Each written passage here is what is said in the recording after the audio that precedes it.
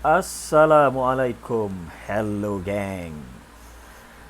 Hari ini aku nak bercerita tentang beberapa kes rompakan yang ada yang dianggap sebagai satu rompakan legendary di bandar yang sangat maju sebenarnya, di negara yang sekarangnya teknologi cukup baik, iaitu di Tokyo, Jepun. Tiga cerita, cerita rompakan yang daripada zaman Jepun selepas perang, selepas Jepun tewas dengan Amerika Syarikat, sehingga kes yang terbaru pada 2016 yang masih belum selesai. Okey, kita terus ke ceritanya. Story in the Dark, Criminal Case. Cerita yang pertama berlaku pada 26 Januari 1948. Pada waktu tu Jepun dilanda satu wabak penyakit disebabkan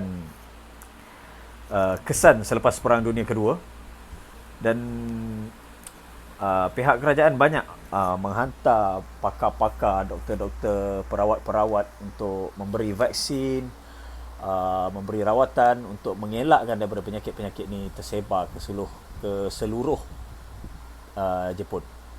Okey, pada 26 Januari 1948, salah satu bank di Jepun didatangi seorang pegawai beruniform kerajaan dan menyatakan dia adalah seorang doktor daripada, kalau kita kat sini sekarang ni macam doktor dari klinik kesihatan lah, tapi di doktor daripada pegawai kerajaan, datang ke bank tersebut pada waktu-waktu bank sudah nak tutup, orang sudah tak ada, yang ada cuma pegawai-pegawai bank yang tengah buat persiapan untuk tutup bank lah, mungkin petang pada waktu tu.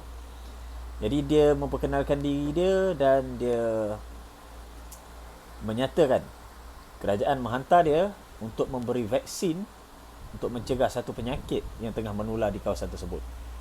So, pegawai-pegawai bank yang ada ketika itu adalah seramai 16 orang, dan dia orang diberi satu cecair yang dikatakan vaksin untuk mencegah penyakit tersebut. So dia orang dikehendaki untuk minum cecair tersebut.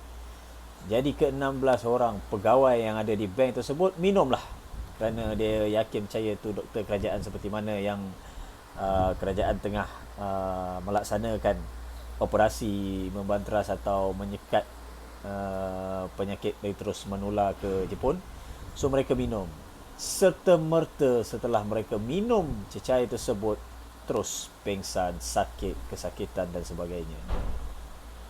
Dan dalam masa yang sama, si doktor melarikan sejumlah wang ratusan juta yen, dan 16 orang mangsa yang meminum cecair tersebut, 12 daripadanya meninggal dunia dan 4 daripadanya masih dapat diselamatkan. Walau bagaimanapun, penjenayah tersebut yang menyamar sebagai doktor, yang dikata dia tu doktor dari pegawai doktor kerajaan, telah pun berjaya melarikan diri bersama dengan hasil rompakan. Jadi polis buat siasatan di bank tersebut. Siasatan terperinci dibuat di mangsa-mangsa. Didapati mangsa meninggal disebabkan cecair cyanida, cecair yang sangat beracun yang boleh membunuh sesiapa saja yang meminum. Dan polis terjumpa satu business card yang bernama Matsui Shigeru. Jadi polis cek, dalam 16 orang mangsa ni ada tak yang bernama Matsui Shigeru? Ternyata tak ada. Jadi polis mula mengesyaki Matsui Shigeru ni adalah pelaku, mungkin terjatuh dia punya kad. Jadi dia tengok di kad tu pun ada tulis Department of Disease Prevention. So maknanya, oh, Matsui ini adalah memang pegawai doktor daripada pihak kerajaan yang memang menangani kes-kes penularan penyakit. Jadi, oh, mungkin benar inilah orangnya. Terus polis buat penangkapan dan buat soal siasat kepada Matsui Shigeru ni. Dia terus pergi ke Department of Disease Prevention, dan memang betul kat situ ada orang yang bernama Matsui Shigeru ditangkap dan dibuat soal siasat. Setelah di soal siasat, ternyata Matsui Shigeru mempunyai alibi yang sangat kuat pada hari kejadian, pada waktu kejadian Matsui Shigeru berada di pejabatnya. Dan itu dibuktikan oleh ramai saksi-saksi yang menyatakan memang Matsui pada hari kejadian, pada waktu kejadian ada di pejabat dia. Tapi Matsui memberi tahu polis business card dia tu dia dah terlalu banyak dia tukar dengan orang. So mungkin orang yang menjatuhkan kad tu adalah orang yang pernah bertukar kad dengan dia. Jadi polis terus menjejaki mereka-mereka yang pernah memiliki kad daripada Matsui, sehinggalah polis mempersempit menjejak-jejak sehingga polis dapat satu orang yang bernama apa nama dia? Sadamichi Hirasawa. Ya, nama dia Sadamichi Hirasawa, yang seorang pelukis sebenarnya. Jadi polis pergi macam biasa, macam mana pemegang kad Matsui tadi. Polis pergi soal siasat, tanya masih ada lagi tak. Dan kat sini Sadamichi gagal memberikan business card yang dimiliki, yang pernah diambil daripada Matsui. Jadi polis tanya ke mana kad tu hilang. Dia kata kad tu dalam dompet dia dan dompet dia dicuri. Polis mula ragu. Dan polis buat siasatan, ternyata Sadamichi mempunyai criminal record yang lampau banyak. Dia punya jenayah dia penipuan dokumen, dan kebanyakan penipuan dia, kes jenayah dia melibatkan penipuan di bank. Dan semakin jelas dan polis semakin yakin bahawa inilah pelakunya, polis pun bawa dia menghadap ke 4 orang mangsa di pegawai bank tadi yang masih selamat untuk menanyakan adakah ini orangnya, sebab yang 4 orang tu sempat tengok. Dan tanpa syak, tanpa ragu, 4 orang terus, ya inilah dia orangnya, dengan yakinnya. Dan polis terus bawa si Sadamichi di soal siasat, terus ditahan reman dan terbukti, dan akhirnya dia mengaku dia adalah pelaku dan terbukti dia bersalah, dan dia dijatuhkan hukuman gantung sampai mati. Tapi walaupun hukuman telah dimaklumkan, telah keputusan telah menjatuhkan hukuman gantung pada Sadamichi, iaitu seorang pelukis ni, tapi pada waktu tu masyarakat di Tokyo masih ada yang berspekulasi macam mana pelukis ni boleh mendapatkan cecair sianida, sedangkan grade level cecair sianida yang digunakan tersebut adalah military grade. Itu hanya yang boleh akses untuk dapatkan cecair itu adalah pegawai tentera. So ramai yang berspekulasi ini sebenarnya ada kegiatan dalaman, kegiatan gelap daripada mungkin pegawai tentera untuk menguji cuba senjata kimia pada waktu itu. Tapi itu semua hanya spekulasi masyarakat pada waktu itu. Dan macam mana sekalipun, Sadamichi tetap bersalah dan dia tak sempat menjalani hukuman gantung. Dia meninggal disebabkan terkena penyakit pneumonia di penjara, dan dia meninggal sebelum hukuman dilaksanakan. Okey, itu cerita yang pertama. Itu agak biasa-biasa. Cerita yang kedua aku nak ceritakan pada hari ini adalah cerita yang dianggap legendary bank heist in Japan, yang berlaku pada 10 Disember 1968, 20 tahun selepas kes pertama tadi. Tadi 48 ni 10 Disember 1968. Okey, macam mana kes dia? Kes dia bermula daripada salah seorang daripada manager sebuah bank. Nama bank tu adalah Nihon Trust Bank. Nihon Trust Bank ni, salah seorang manager dia dapat beberapa surat ancaman, ugutan dan surat terror lah. Kira surat tu dia jenis surat terorisme lah, dia mengancam lah, surat ancaman. Sehingga pada surat terakhir, uh, orang yang menghantar surat ni kata, bagikan aku 300 juta yen atau rumah kau akan aku letupkan. Okey. Mungkin teknologi pada zaman tu dia susah untuk mengesan daripada mana surat tu datang. So disebabkan itu polis agak kesulitan. Bila surat-surat ancaman dan surat ugutan bunuh, ugutan bom ni sampai diterima oleh salah seorang pegawai bank tu, manager bank tu, so dia report polis lah. Tapi polis cuba jejak surat tu, tak dapat. Sehingga pada tarikh kejadian, manager bank ni mengarahkan 4 orang pekerja bank, pegawai bank, untuk menghantar wang cash, sejumlah wang cash ke Toshiba Factory, kilang Toshiba. Untuk wang tu sebenarnya digunakan untuk membayar gaji pekerja-pekerja, ratusan pekerja yang bekerja di Toshiba Factory tersebut. Kena ingat, ini tahun 1968. Mungkin kalau sekarang kebanyakan cara pembayaran gaji dengan membuat transaksi internet banking, online banking. So semua tak adalah guna hantar macam dulu-dulu ni, hantar wang cash guna kereta, guna van. Maknanya duit tu dibayar secara cash lah. Jadi ini sebab tahun 1968. So bank tu, manager bank ni hantar 4 orang pekerja dia untuk hantar wang, sejumlah wang gaji untuk dihantar ke factory ke Toshiba Factory. So 4 orang pekerja bank ni pergilah dengan sebuah kenderaan yang membawa wang tu. Sampai di tengah-tengah perjalanan, datang sebuah motosikal polis, tahan dia, datang dari belakang, potong dia, tahan dia, suruh berhenti. So pegawai bank ni tanya, kenapa, ada apa encik? Tak, macam ni encik, saya pegawai polis, kami baru saja dapat laporan yang rumah manager kamu, manager bank ni, jadi sebut nama sekian lah, maknanya bos kepada 4 orang ni, baru saja dibom, dan berkemungkinan kereta ni pun ada bom yang diletakkan. Jadi cepat keluarlah, dia minta keluar untuk selamatkan diri.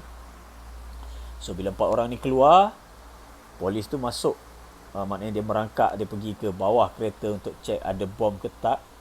Bila dia masuk ke bawah, tiba-tiba ada percikan api dan asap keluar daripada bawah. Jadi 4 orang tadi, pegawai bank, pekerja ni tadi, pekerja bank tu, 4 orang ni bila tengok percikan api dan asap keluar daripada bawah kereta, dia takut kereta tu meletup.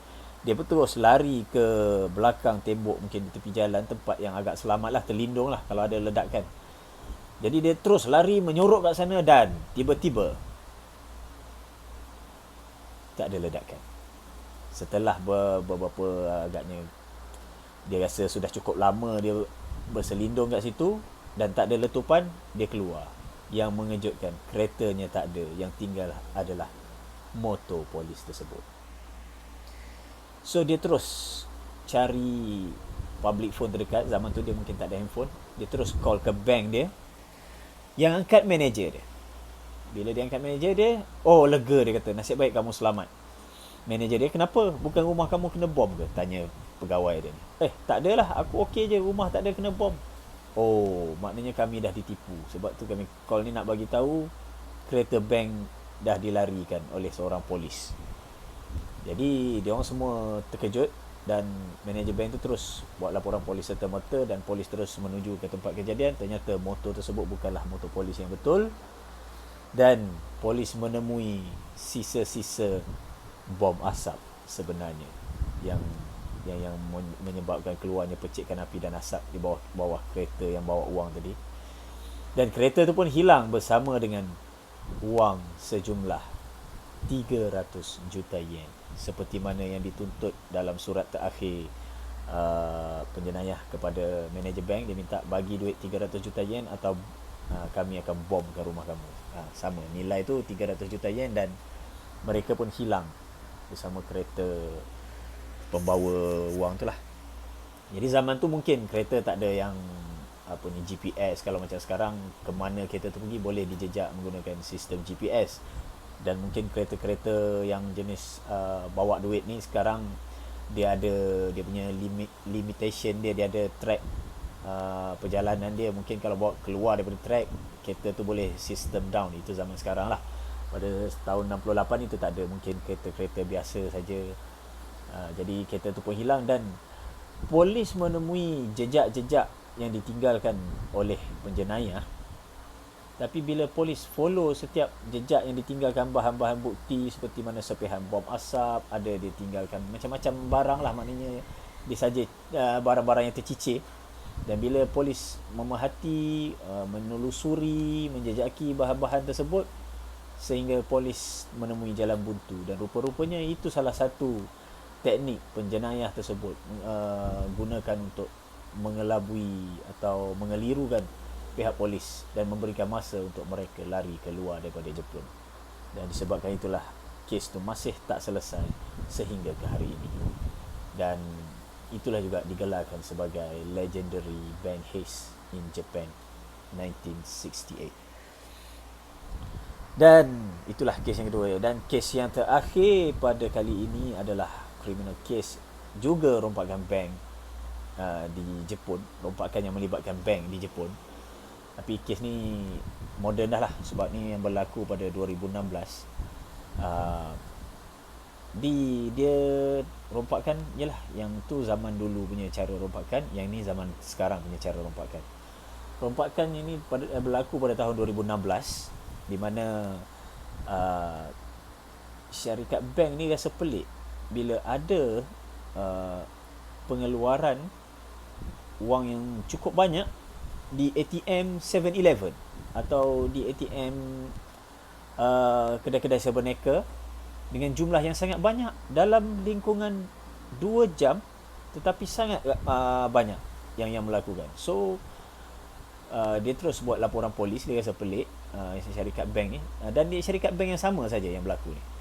So bila polis cek CCTV dari ATM di 7-Eleven dan kedai-kedai yang semacam tu, lebih kurang 600 orang yang melakukan lebih kurang ribuan kali pengeluaran wang dengan jumlah jutaan yen. So nilai kerugian bank tu adalah ratusan juta, dan polis tak dapat nak jejak 600 orang dalam masa 2 jam di seluruh Jepun. Maknanya bukan di satu bandar saja. Dan kat sini polis berspekulasi bahawa kegiatan ni adalah kegiatan dari sebuah organisasi yang cukup besar, kerana dia boleh ada 600 ahli di seluruh Jepun yang melakukan kerja dalam waktu yang lebih kurang sama, waktu dalam lebih kurang 2 jam. So kes tu pun sampai sekarang unsolved case, masih tak dapat nak jejak dan sangat sukar untuk polis jejak. Tapi kita dapat gambaran kat sini, dapat satu bayangan organisasi jenayah yang berlaku ni sangat dahsyat. 600 orang, bukan calang-calang. Itulah kes terakhir ni, dia pendek sikit, tapi memberi satu gambaran perbezaan level penjenayah dulu dengan sekarang. Apa-apa pun penjenayah tetap penjenayah, dan kita tak boleh nak mengatakan dia orang itu seorang yang sangat hebat. Kalau dia orang hebat, dia orang bijak betul, dia orang boleh fikir mana yang baik, mana yang buruk. Dan maknanya bila dia orang ambil tindakan yang salah, mereka bukanlah orang yang hebat. Walaupun tindakan-tindakan mereka, kebijaksanaan mereka yang digunakan ke arah yang salah, jadi mereka bukanlah orang yang sangat hebat. Kalau kebijaksanaan kebijaksanaan mereka tu digunakan untuk sesuatu yang lebih baik, mungkin mereka akan menjadi orang yang hebat. Jadi sekian saja criminal case dari Story in the Dark, cerita dalam gelap untuk kali ini. Sekian. Assalamualaikum warahmatullahi wabarakatuh.